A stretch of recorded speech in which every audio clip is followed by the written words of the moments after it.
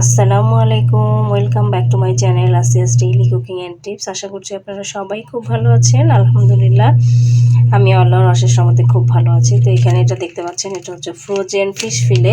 তো এটা এইভাবে ফ্রোজেন আকারে আসে, এখানে দুইটা ফিলে থাকে। এখানে আমি অলরেডি কিন্তু একটা ফিলে দেখতে পেরেছেন ভিজিয়ে রেখেছি। তো আজকে ফিশ ফিলেটা দিয়ে খুব সুন্দর করে ফিশ ফিঙ্গার করে আপনাদেরকে দেখাবো। পুরো রেসিপিটি দেখার জন্য সাথেই থাকুন আর দেখতে থাকুন কিভাবে আমি খুব সহজ করে বাসায় ফিশ ফিঙ্গার তৈরি করব। তো এই যে এখানে কিন্তু আমি ফিশগুলোকে ভালো করে ধুয়ে এই যে একদম ফিশ ফিঙ্গারের শেপে আমি কেটে নিয়েছি এভাবে সুন্দর করে। তো এখানে অল্প করেই নিয়েছি আজকে। আর এখানে ম্যারিনেট করার জন্য যা যা লাগবে, এখানে প্রায় 1 চা চামচের মতন আদা রসুন পেস্ট, স্বাদ মতো লবণ, 1/2 চা চামচ হচ্ছে মরিচের গুঁড়া, খুব সামান্য পরিমাণ গোলমরিচের গুঁড়া, এখানে আছে অল্প পরিমাণে ধনিয়ার গুঁড়া। আর এখানে অলরেডি কিন্তু আমি 1 চামচের মতন ভিনেগার দিয়ে দিয়েছি। এখন হচ্ছে আরও 1 চামচের মতন দিয়ে দিলাম। যেহেতু এখানে ভিনেগার যাবে তাই কিন্তু লবণের পরিমাণটা একটু বুঝে শুনেই দিতে হবে। আপনারা চাইলে এখানে ভিনেগারের পরিবর্তে লেবু রস ইউজ করতে পারেন। এখন এই সমস্ত মাছটার সাথে আমি ভালো করে এটাকে ম্যারিনেট করে নিব এবং ম্যারিনেট করে আমি 30 থেকে 40 মিনিটসের মতন রেখে দিব। তো এটা মোটামুটি 30 থেকে 40 মিনিটস ম্যারিনেট করলেই হয়ে যায়। এরপরে ভাজার আগে আবার কি প্রসেসে ভাজবো সেটা তো অবশ্যই আপনাদেরকে দেখিয়ে দেবো। তো এইভাবে মাখিয়ে আমি এটাকে ম্যারিনেটের জন্য রেখে দিচ্ছি। তো এই যে প্রায় 40 মিনিট পরে কিন্তু আমি চলে এসেছি, ম্যারিনেট করা হয়ে গিয়েছে। এখন আমি ভাজার জন্য যা যা করব, এখন এখানে এই যে ডিম ভেঙে রেখেছি আর কর্নফ্লাওয়ার প্রথমে আমি এটা একটু দিয়ে নিব। এখানে কর্নফ্লাওয়ারটা দিব এই জন্য, এতে করে হচ্ছে মানে কোটিংটা খুব সুন্দর হবে, এই জন্য এখানে একটু কর্নফ্লাওয়ার দেব। আর যেহেতু এখানে ফিশ ফিলের পরিমাণ কম তাই এখানে আমি অল্প পরিমাণ ডিম একবারই এখানেই দিয়ে নিব, আমি আলাদা করে আর ডিমে চুবাবো না। তো এখন ওটা সম্পূর্ণটা একটু মাখিয়ে নেব। তো এই যে এখানে দেখতে পাচ্ছেন ব্রেড ক্রাম, এখন কিন্তু আমি ব্রেড ক্রামের মধ্যে ফিশ ফিলেগুলোকে গড়িয়ে তারপর এটা দিয়ে কোট করব। কোট করে ফিশ ফিলেটা ভেজে নেবে, এতে করে খুব সুন্দর ক্রিস্পি হবে। এই যে দেখুন কর্নফ্লাওয়ারটা দেওয়ার কারণে কিন্তু এখানে এই যে ব্রেড ক্রাম দিয়ে এটা কোটিং করলে খুব সুন্দর করে এটা ধরে থাকবে। তো এই দিয়ে কিন্তু চুলায় আমি কড়াই বসিয়ে তেল দিয়েছি, তেল কিন্তু গরম হয়ে গিয়েছে অলরেডি। এখন আমরা কোটিংটা করব। তো দেখুন কিভাবে কোটিংটা করছি।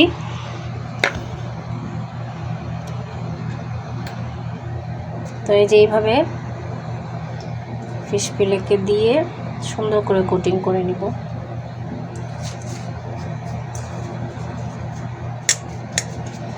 হাতের সাহায্যে করলেই ভালো হয়, চারপাশ থেকে সুন্দর করে ব্রেড ক্রামগুলো লেগে যাবে।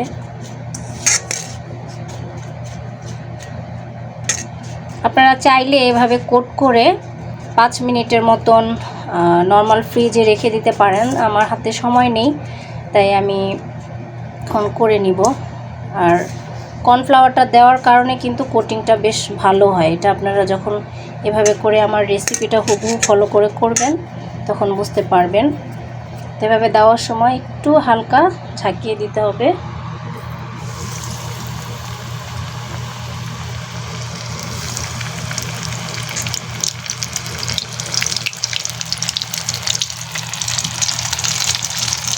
চুলার আঁচটা এভাবে থাকবে।